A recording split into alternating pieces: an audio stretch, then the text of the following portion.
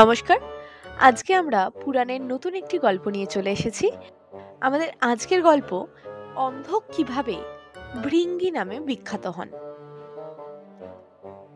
শিব পুরাণে বলা হয়েছে যে যখন শিব মন্দার পর্বতে ধ্যান করছিলেন তখন পার্বতী কৌতুকপূর্ণ মেজাজে ছিলেন এবং শিবের চোখ ঢেকে দিয়েছিলেন, ফলে পুরো মহাবিশ্ব অন্ধকারে ঢেকে গিয়েছিল। শিবের শক্তিশালী তৃতীয় নয়ন স্পর্শ করার কারণে পার্বতীর হাত থেকে যে ঘাম বের হয়েছিল তা মাটিতে পড়েছিল এবং ভয়ঙ্কর চেহারা এবং অন্ধ একটি ছেলের সৃষ্টি হয়েছিল। পার্বতী তাকে দেখে ভয় পেয়েছিলেন, কিন্তু শিব তাকে নিজের ছেলে বলে দাবি করেছিলেন, যেহেতু তিনি তাদের শারীরিক সম্পর্কের কারণে জন্মগ্রহণ করেছিলেন। অসুর রাজা হিরণ্যাক্ষ যখন সন্তানের আশায় শিবকে খুশি করার জন্য তপস্যা করেছিলেন তখন শিব তাকে ছেলেটিকে উপহার দিয়েছিলেন এবং তার অন্ধত্বের কারণে তার নাম রাখেন অন্ধক। বামন পুরাণ অনুযায়ী অন্ধকের জন্মের কাহিনী একই রয়ে গেছে। অন্ধক ছিলেন হিরণ্যাক্ষের পুত্র এবং প্রহ্লাদের কাকাতো ভাই। অন্ধক ও প্রহ্লাদ তাদের বাহিনী সহ দেবতাদের পরাজিত করে প্রহ্লাদকে ৩ জগতের রাজা করে। কিছুকাল পরে প্রহ্লাদ বিষ্ণুর সঙ্গে যুদ্ধ করেন, কিন্তু ঋষিদের অভিশাপের কারণে যুদ্ধে হেরে যান। তার ক্ষতির পর তিনি অন্ধককে রাজা নিযুক্ত করেন এবং সফলভাবে বিষ্ণুর ক্ষমা লাভ করেন। ফিরে আসার পর অন্ধক তাকে আবার রাজা করার চেষ্টা করে, কিন্তু প্রত্যাখ্যান করা হয়।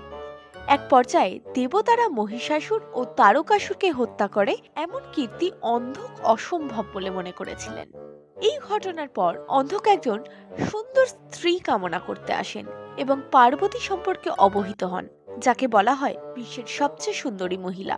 পার্বতী যে তার মা, অন্ধক তা জানত না। তাই অন্ধক শিবের আবাসে যাওয়ার পর তাকে কামনা করে। সেখানে তিনি পার্বতীকে অপহরণ করার চেষ্টা করেন, কিন্তু তিনি ১০০ রূপ ধারণ করেন এবং তাকে যুদ্ধে অজ্ঞান করে ফেলেন। অন্ধক সুস্থ হয়ে পার্বতীকে সংগ্রহের জন্য আরেকটি প্রচেষ্টা করার অভিপ্রায়ে পাতালে ফিরে যায়। প্রহ্লাদ তাকে নিরুৎসাহিত করার চেষ্টা করলেন। পার্বতী যখন তার চোখ ঢেকেছিলেন তখন তিনি শিবের ঘাম থেকে জন্ম নেওয়ার বিষয়ে অন্ধকের কাছে তার আসল উৎস প্রকাশ করেছিলেন। তার ব্যাখ্যা বোধির কানে পড়ে এবং তিনি অসুরদের রাজি করাতে ব্যর্থ হন।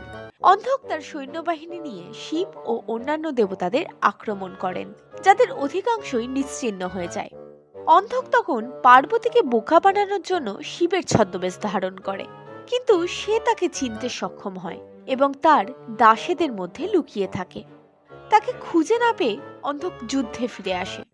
কার্তিক ও গণেশ সঙ্গে অন্ধকের রথ ধ্বংস করেছিলেন। শিব তাকে যুদ্ধে পরাস্ত করেছিলেন এবং তার হৃদয় বিদ্ধ করেছিলেন, কিন্তু অন্ধক তার গদা দিয়ে শিবকে পুনরুদ্ধার করতে এবং আঘাত করতে সক্ষম হন। ক্ষত থেকে মাটিতে যে রক্ত পড়েছিল তা ভৈরবের ৮ রূপের জন্ম নিয়েছে।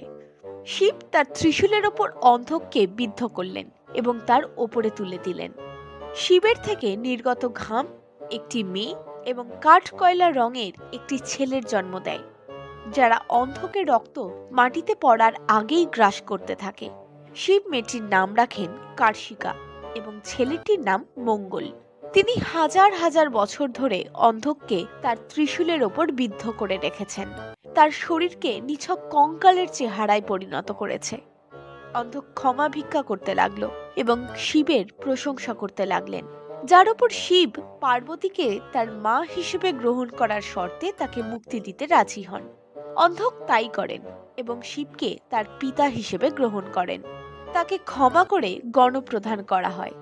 শিব তাকে মন্দারা পর্বতে নিয়ে যান, যেখানে পার্বতীও তাকে একই বর দেন এবং তিনিই পরবর্তীতে ভৃঙ্গি নামে বিখ্যাত হন। এই ছিল আজকের অজানা কাহিনী। আপনাদের যদি ভালো লাগে, এরকম আরো পৌরাণিক কাহিনী যদি আপনাদের জানতে ইচ্ছা করে, তাহলে অবশ্যই কমেন্টে জানাবেন এবং আমার চ্যানেলটিকে সাবস্ক্রাইব করবেন।